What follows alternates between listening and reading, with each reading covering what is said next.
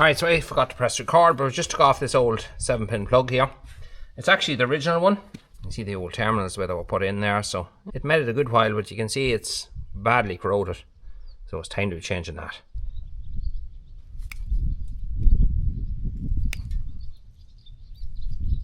One of the things I like to do is just add a wee bit of solder to these. Alright, once them all lined.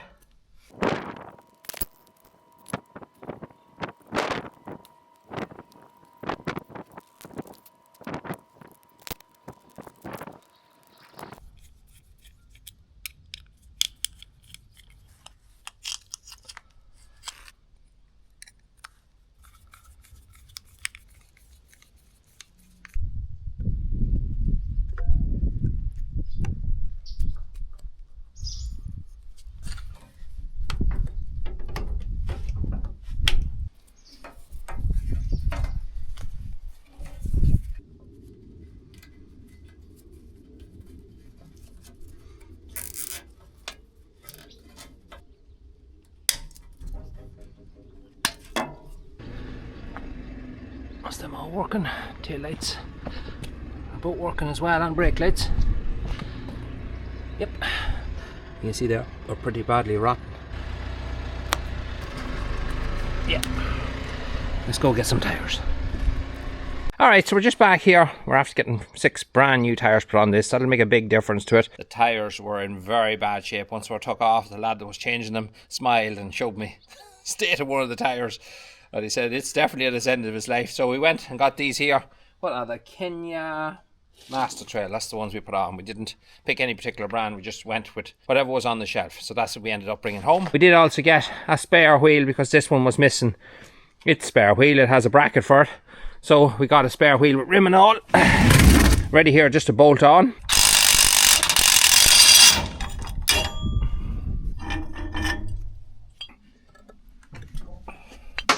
Handbrake is not right on this either. You can see the way it's wanting to push back the whole time. Our handbrake should be forward and should only come to there, so we will be solving that. That'll be pulled forward back to where it's supposed to be, but that lets us put on our spare wheel.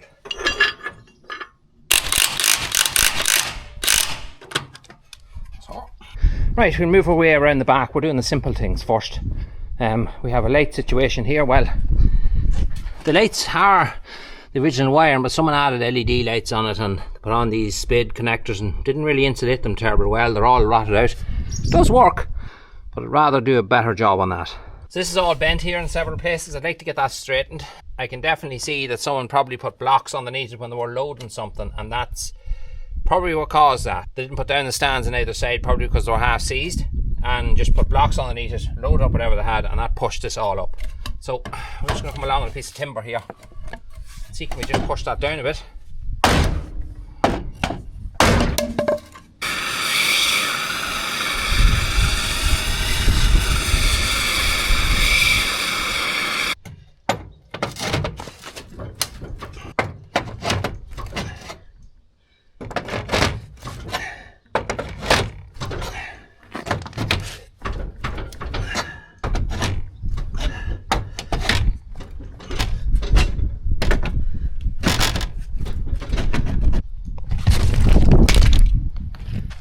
Alright, I might have to change the lens on this camera because if you can see a shadow, that means the lens is cracked.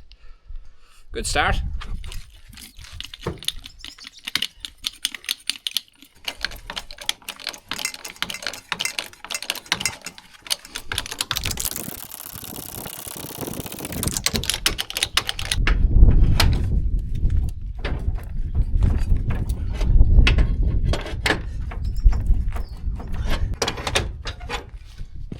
May have to do this a different way. We may have to put weight on the top of the trailer and push, squeeze the whole thing together that way, but we'll try it the easy way first.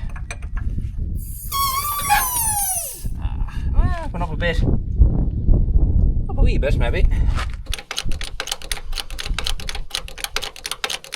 Alright, we're starting to get it straight, but we don't have enough weight, so when I'm jacking that up, trying to straighten the bottom of that, it's lifting the trailer up at the ground, so I need to get more weight. Alright, so we introduced it to Mr. Massey Ferguson, and I don't think it's going to be fit to push that up. We're back down on the ground anyway, so now we can try to bottle this up and see can we bend it. Yeah, she's not moving this time.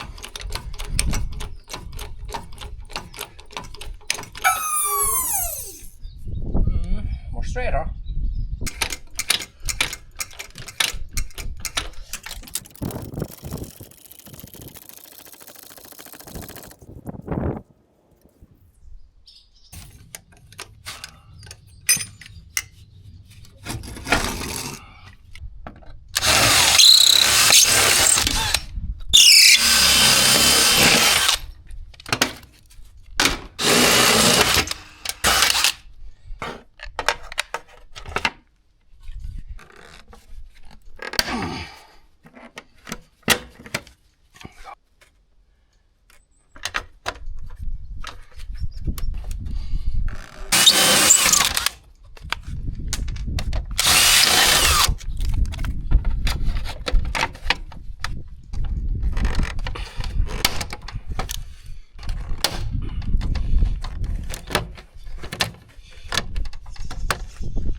Alright, so these are number plate lights, and I don't think they're going to light up much.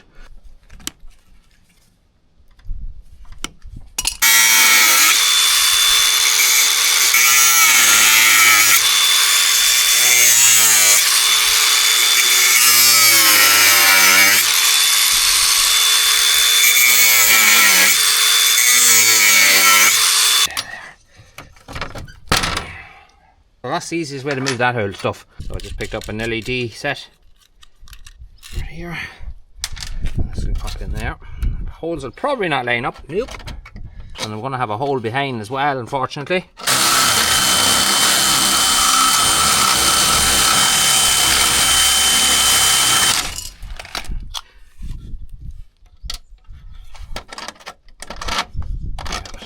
Yeah, that'll work. First thing I'm going to do is put a bit of heat shrink over the whole thing. Then we get two smaller pieces and feed them in on the individual wires.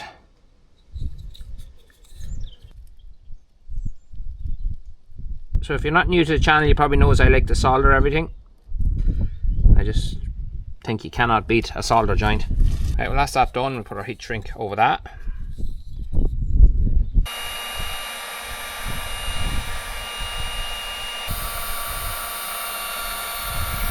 This I can go for both.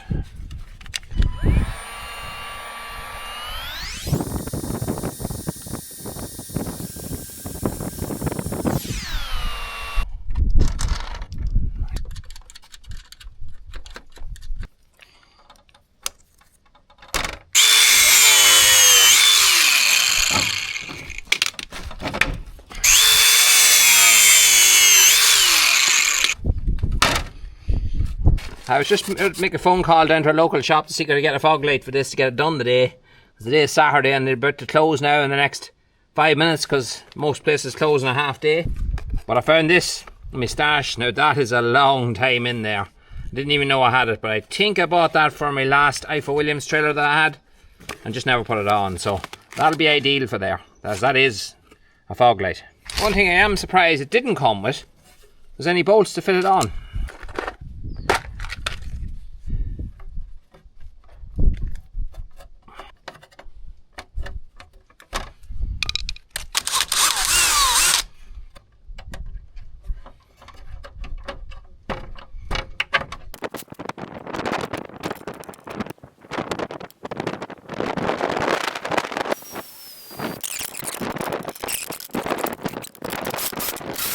Alright, so I fitted that in. I had to use 2 cable ties until I get proper bolts for it. I can't understand why they would come with no fixtures. Just doesn't make any sense, but it doesn't. That will hold it for now. Alright, so I do apologise about the wind noise. It's my ultimate dream to have a big workshop that I can drive a vehicle into. Although the wee workshop there is great for holding tools and stuff, it's no good for driving the heck of this in. Well, I probably could get it in, but I wouldn't get it in the whole way. One day, it is my dream to have a proper workshop that I can do everything on the cover. My microphone is also dead, which doesn't help, so hopefully you can hear, at least you can see what I'm doing. I might put music over it or something if it's really bad. So this is the light that's put in here. You can see Jesus, badly wired, and you see the way that cut as well. You can definitely do something a lot better than that. So I got these guys here, just a local car shop. I got these for the Kubota beforehand. Taught them a good light, and they weren't very expensive. They're a lot cheaper than probably the ones that would normally go on these, but there's a good light of them and they'll do the job.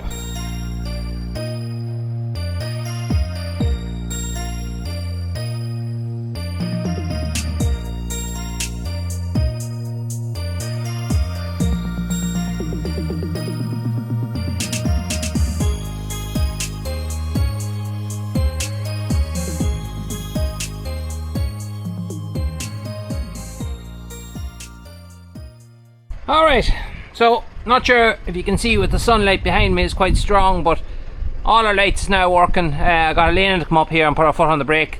These are the ones that are brake lights, so they all light up in the centre, good strong red light of those. But that tidies that up. I'll go on Monday and get 2 proper bolts for that there and fix that in place, but everything else is done, and that's a lot neater than what it was. There's a few places where the wires is here that I haven't tightened them up underneath. Everything's covered, but I just didn't tighten them up because the next thing we need to do is take this floor off. I'm going to start now trying to undo some of these screws, which I have a feeling will not come out, but we're going to try it anyway because I don't want to have to angle grind them because that will damage the sheets, so they're going to be the fun part.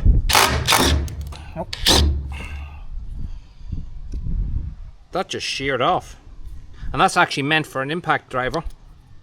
Yeah, sheared. Alright, try a different one.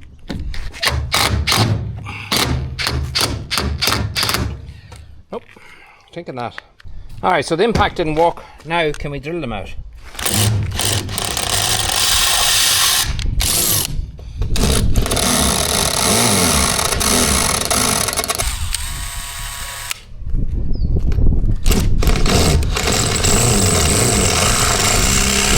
So I'm not winning there either because them screws are very hard. No matter how much oil I put on that drill bit, it just heats it after 1 or 2 screws. So this is another option here. A yoke I use quite a bit actually. It's very handy. You can put different pieces onto it. So you put a bit into it and then you put it onto it and you hit it with a hammer. And when you hit it with a hammer, it slightly rotates. It just shocks it and hopefully will move it. I don't think it'll work though on these wood type screws. They're big ignorant screws, but we'll give it a go.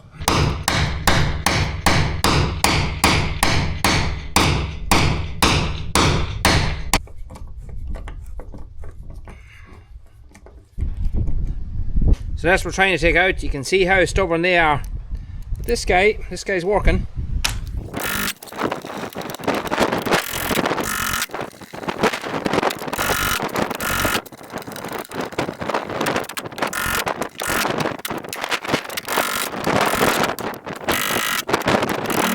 Right, an hour's bit of rooting and I have it all loosened. Well, I think I have most of it all loosened. There might be a bit of glue or something holding it here and there, and I might have missed a screw here and there, but I'll know in a wee while. But it's released. We're starting to see how bad the floor is now underneath. That floor is rotten. Here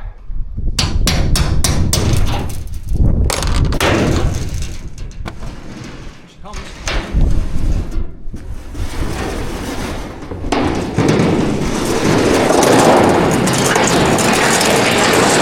Alright, so it's the following day. Yesterday evening, after milking, I took the last piece of sheeting off, and I just wanted to have the whole timbers uncovered so today, I could remove these timbers. Now, if you look, I'm not sure if the camera picks it up. I'm wearing a mic now, so hopefully you can hear me better at least. So these cameras all self-level, but from here, that direction, you can certainly see the hooping is now. You can see the way the timber is pushed up here, just where that kink is. So the trailer's pushed up slightly there and down on that side. So you can see the strain that's on that timber to stay in place. Hence the reason a lot of these have popped up. And even here as well, in parts, it has popped up out of the railing completely. Now we have a look at the timbers, and the timbers are actually all right, only until you get to here. When you come to here, it's a different story. So split, split, split, and split. Starting to rot quite badly here on the ends as well. It's a pity because up here, the timbers are in actually really good shape. So someone might say, would you not just come to here and put new timbers from there downwards? I don't see the point in doing that, because for the sake of 11 lengths of timber, you're going to save a few lengths of timber, and then you're going to have a joint in the middle. So I'd rather just come along and just replace them, because at the end of the day, I want this trailer to be left that it's in a state where I won't have to touch it for quite a long time. If it to just hook it on, use it, and know that it's going to be good. So today we're going to strip off these bits of timber. It'll also make it very, very handy for me to be able to have a look at all the wiring to also fix the brakes, which is the number one thing, because I'll be fit to get right in here and sit in the middle of it and work on the brake cables rather than having to climb underneath. And it'll also make it easier to straighten the trailer when we go to do that, because that has been done this week, hence the reason it's Sunday morning here. And I'm going to just take a very short while to strip off these, give the trailer a thorough wash down, then the whole frame, and leave it ready to be dropped off tomorrow to be straightened. Happy days, that's one.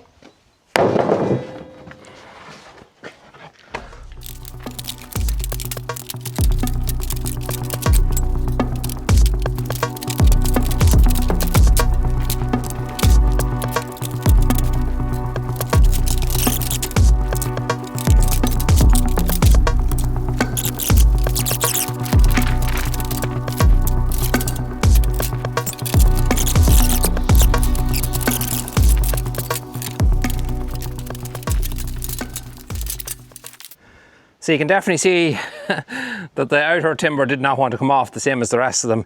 Very badly rotted. Just damp getting in, and that's the way it is. But surprisingly, over there, they're not so bad. You might also notice the tyres. You might notice them earlier on in the video.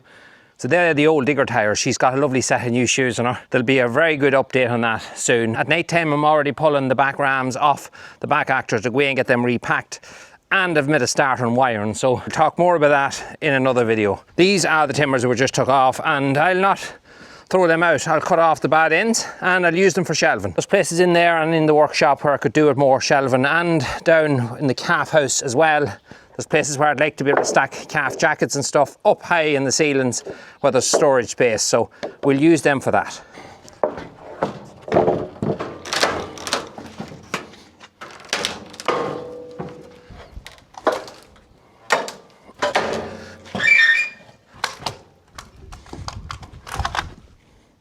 Alright, so I can look along here and we can see that it has been plated. I originally thought this was done well. It actually isn't. It's not even plated where the kink is. It's plated on one side of it, which is no help to it whatsoever. We'll cover the whole expansion of the wheels, be 5 or 6 inches on both sides, and we'll run a new piece of steel in that channel and weld it in place, and that will stop that from kinking again once we get it all dialed out and nice and straight. So the next thing we're going to do now is we're going to take all these screws off. Quite a slow process, but I'm hoping just to nick the top of them off. I don't want to grind on the galvanized, because when you grind off the galvanized, that's when rot starts. So I'm going to cut them just above that, and I'm going to hit them with a punch, and hopefully they'll just pop through, and then that'll be it. It'll be a slow job, I don't mind. I want to take an hour here and get them all out without doing any harm.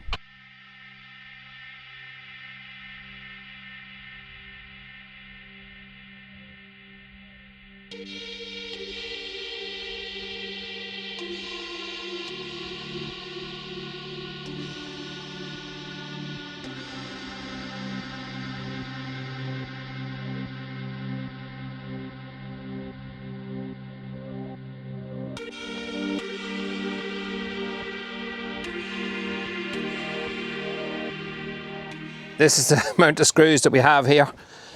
Gathering them all as I go along. There's a couple more there I need to pick up, and you just go around here and make sure I don't leave any screws on the ground, because tractors and trailers go up here all the time, and I do not want one of those guys in my tyre.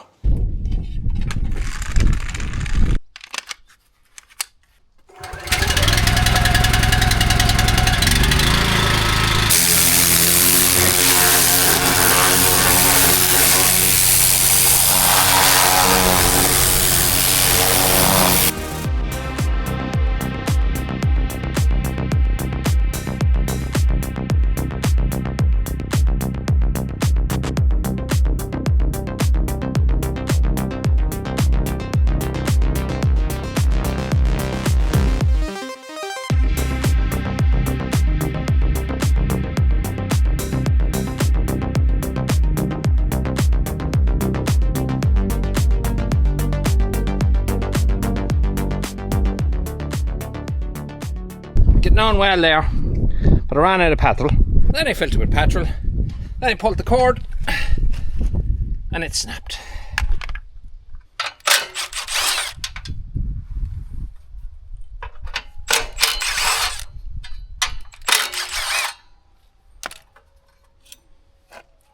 Alright, so my camera's playing up a wee bit.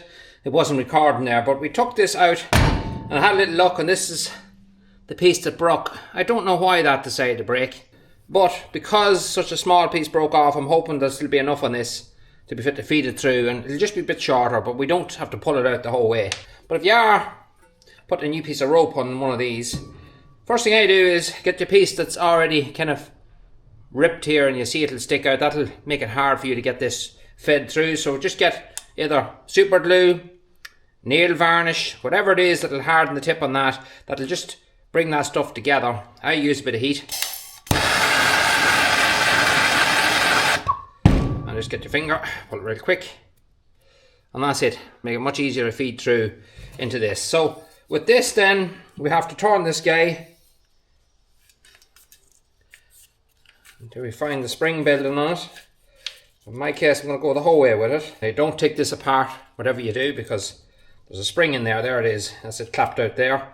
But there's the hole there where it feeds through, but there also is a hole here. So we're going to line both of them up. Put it back just slightly. Right, so now we can tie this by off. Pull a knot on them. Here. Small bit of heat. Just like that. It melts the strands, holds it together. That's that. Take out our scriber. Now, the last thing you want to do is let it swing back. Just let it go back in slowly. There it is. Right, so there is a fixed string put back on. We will get a longer one for it if I think I need it, but I think that'll actually work.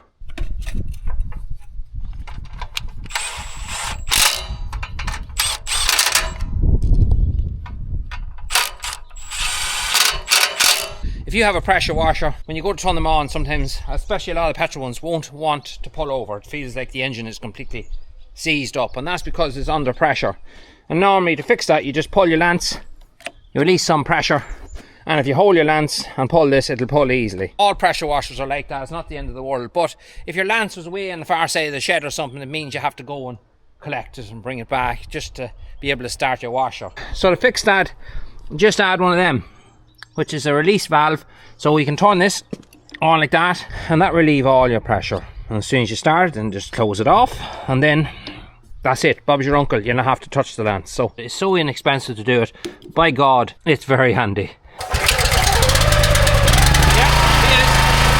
There's the release valve there now. Turn off. And away you go. Alright, so back to our trailer anyway. It looks better. Pressure washing it down wasn't just to clean it, it was to allow me to check everything over. When you're washing, you're watching, is the way I put it. And you get to have a look at the whole chassis in and out. And thankfully, I see no issues apart from what we already knew was the bulge that's there and the one that's here. That turbo head that's on the pressure washer nearly acts like sandblasting. Blasts all the loose rust and stuff away and gives you to get a good look then at what you're working with. And we're not working with much when it comes to brakes. In fact, there's nothing there that's reusable. Everything from the cables, the backing plates, everything is just completely done. So the good news is we have them parts already here. I have all the cables. I think the best method to fix this correctly, which that's exactly what I want to do. I want the trailer to be safe, and I want it to be a good trailer when it's done and not have to come back to it. That will leave us with everything brand new. We know then that it's 100% secure. Yes, it's going to cost a few pounds, but a trailer like this is making around about €3,500 would be an average price. Some people are looking a little bit more. This is a 2002, by the way. You take any trailer home at that age, chances are your brakes is going to be, unless it's been really well maintained, your brakes is going to be worn out, the backing plates is going to be rotten. They're just things that go, including cables, all that type of stuff. It's just wear and tear and age. When I'm finished with this, it'll have all brand new brakes, it'll have new tyres, it'll have everything that it needs, and I'll know that it's done and done properly, and it'll still work out cheaper than that $3,500, a lot cheaper hopefully by the time I'm done. So that's the reason we're doing this kind of work.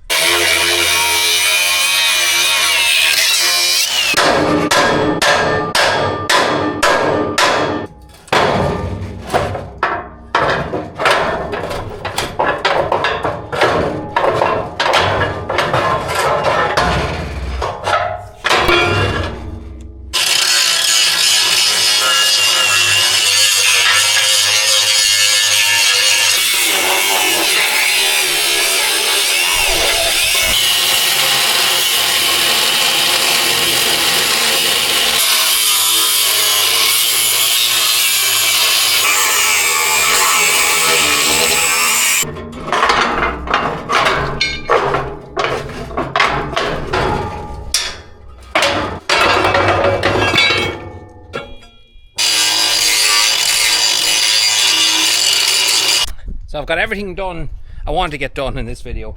Just get it prepared now. It's all stripped down. Now we're at the chance where we start, instead of pulling stuff apart, we're going to start putting stuff back together again and actually replacing old with new. I was looking at a couple of videos on YouTube of people doing this kind of work on trailers, and I've seen these guys here pop up. They weren't mad expensive, and I bought 12 of them. Not sure whether I'll use them all on this, but if they work out, I'll probably put some on my Nugent trailer here behind me as well. It's one of the issues when you're tying stuff down, especially on that trailer there that has sides. When you put your ratchet strap over your side panel, you're pulling in on the side panels and you can bend them. I actually have bent the one on this side quite badly, all because you're pulling across the trailer. But with these here, I can come along when the floor's in. These sit in the floors, and you have a little ring here that you can pull up. It's just stiff at the minute, but there it is. And that you can fix your fixing to, and when you're not using it, pop it down. And these will be great anchor points, especially when you have a flat trailer, which you don't want stuff rolling off. These little guys here should make a good job of that. I'm going to order some parts tonight. I'm going to wait for them to come in the next few days and wait till we have all our parts got. Then we'll just take into it again. Tomorrow I start what will be probably 3 to 4 days of pressure washing all the sheds out, getting everything ready for the winter time. To wash out our calving pens, remove that sheeting that I put up as temporary security after a storm. That wall has to be taken down, that's partially broken. We have steel columns to put up, we have a new wall to build, and then we start into our third cut. So not busy at all. See you in the next one.